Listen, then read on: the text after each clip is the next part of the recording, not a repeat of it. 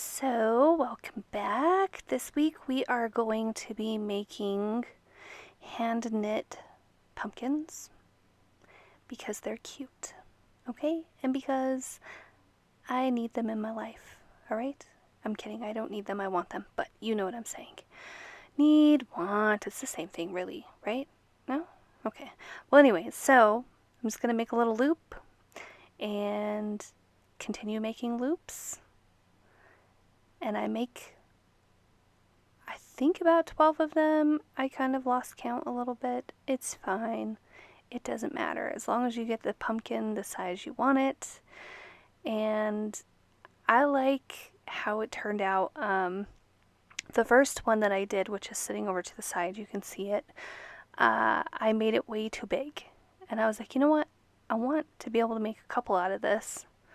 And so I started over and was able to make 2 of them, and they're pretty dang close to the same size, if not the exact same size. I don't really know. I didn't measure them. I wasn't really overly looking into it or anything. I just think they're cute. And I am sure that there's probably tutorials on how to do hand knitting. I find it really fun and easy.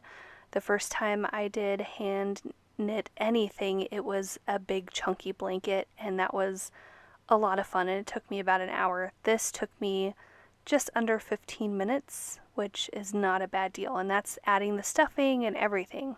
So once you get all your loops done that you want, you put your little tail that you left out through your loop, and then you just start making loops into some of the loops you already made. I don't really know how to explain it. You kind of just grab a little loop that you already made that's already looks like a braid, and you just start pulling it through just a little bit, not a lot. And you just keep doing that until you get it as big as you want it. The side that's on the outside, I didn't really like the way that looked, so I turned it inside out. I like the way the inside looked better than the outside. It does create a different pattern from one side to the other. So I just continue going through, and I keep making these little loops, and then once I get all the way around, I just start going into those loops that I already just made, and I just keep adding loops into those loops.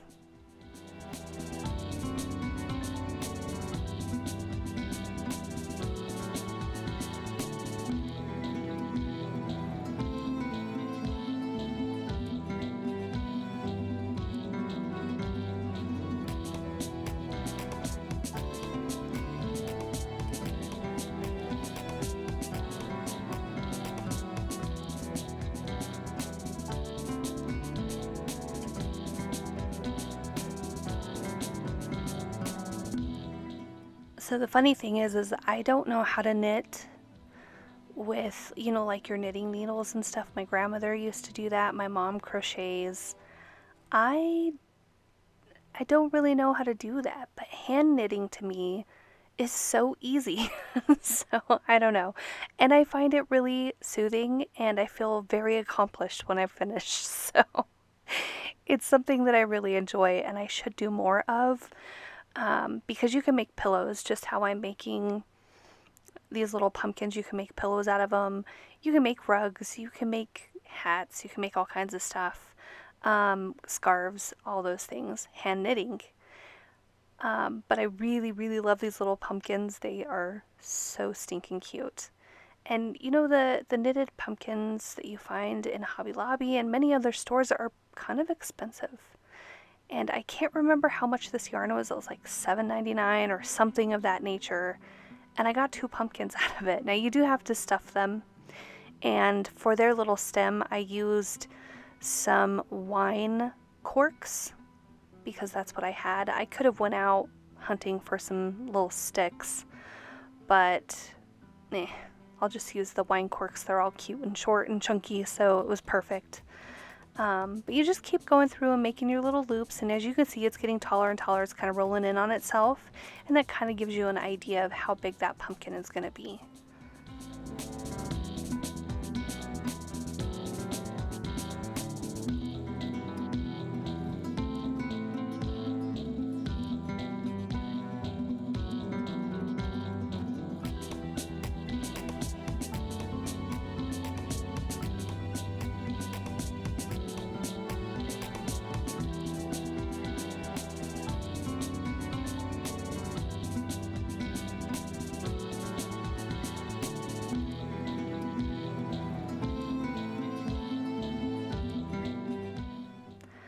So as you're coming to, the end, you don't want to use up all of that yarn to make your little loops. So then you just start pulling it all the way through each loop, and you go all the way around and you pull it through, and that keeps it from coming unraveled, and it also tightens it to where you can close your pumpkin.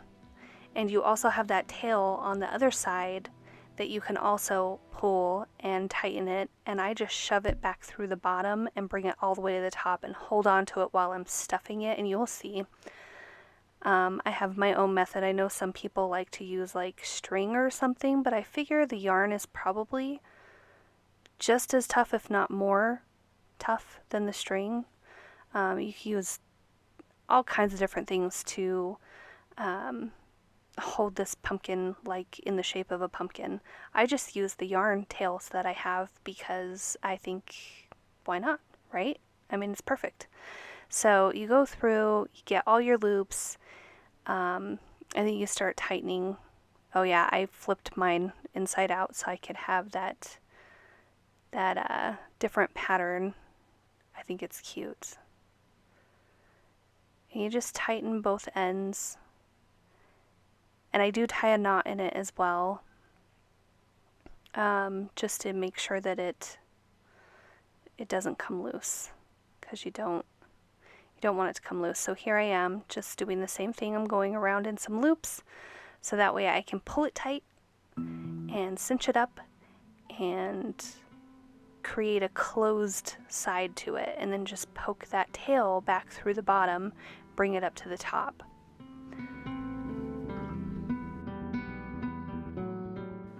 So I've never actually seen these at craft fairs, but I bet they would sell.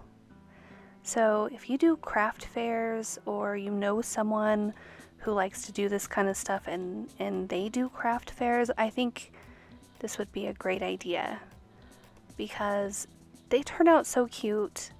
Everybody wants to put out pumpkins for fall/autumn.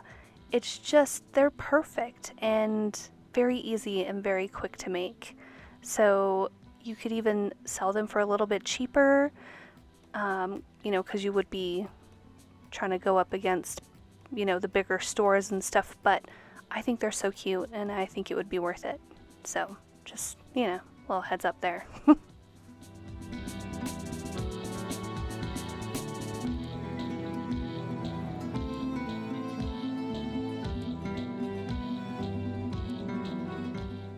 And while I'm stuffing, I really do try to make sure that I hold on to that tail of that other side of the pumpkin so it doesn't fall inside and get trapped, and then I have to go search for it. You can use pillow stuffing for this, that you can get from Hobby Lobby. I don't remember exactly what it's called. I don't have the package in front of me. Not a big deal. Just stuff it and create your little pumpkin shape by pulling that little piece so it flattens it, and poke it through. I poke it through the bottom and I pull it back up in another little spot until I have it secure, and then I tie it and do the same thing with the top one, and then the excess that you have left over, just poke it inside the pumpkin. It's hidden, no one's gonna see it, and then you add your little cork right into the top. They're the cutest little things, and they're so easy to make. Seriously, it took me under 15 minutes to make this. Cutest little things. And you can do them in all different colors, whatever color of yarn they have. I think this is like the sorry, it is like the chenille or something like that. It's the soft fluffy yarn, kind of like, feels like a teddy bear. So cute. Anyways, whatever color you want to do, you could do this. If you are a super skilled knitter or crocheter, then I'm certain you already know how to make them in all kinds of different patterns. So it's not a big deal. I think the majority of my people on my channel are woodworkers, so you probably are going to be snoozing at this, but hey, show your wife. Maybe she'll want to make, I don't know, some cute little pumpkins for the house. They're pretty awesome. Looky there. Look how cute that is. It's already in the shape. It's all perfect. Just needs its little stem.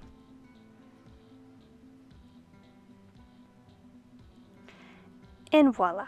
Just kidding. I couldn't get that side through because I tightened it too tight.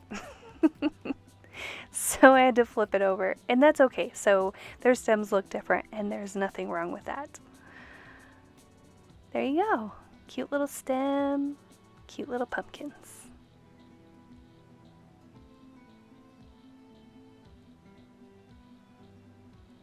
So I decorated for fall. I hope that you weren't super bored. I'm sorry there was no woodworking or CNC work, but I enjoyed my afternoon.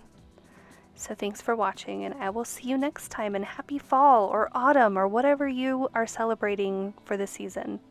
We'll see you next time.